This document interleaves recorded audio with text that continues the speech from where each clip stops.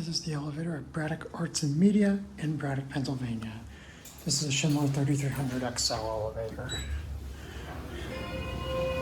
This is a black gray cab. Don't know what's open. Tree's probably open. Oh, basement is open. Here we go down.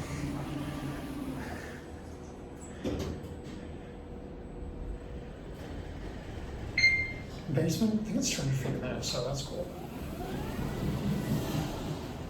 Go to 3. Here we go.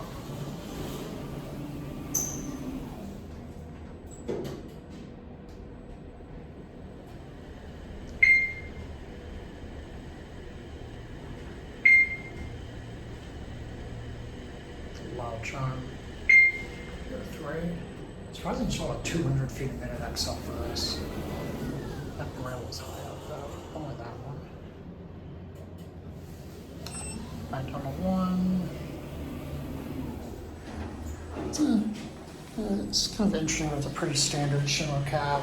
It's like a black gray color. Has an LVP floor.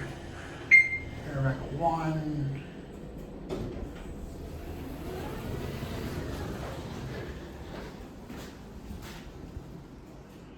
Closest it's going to be at.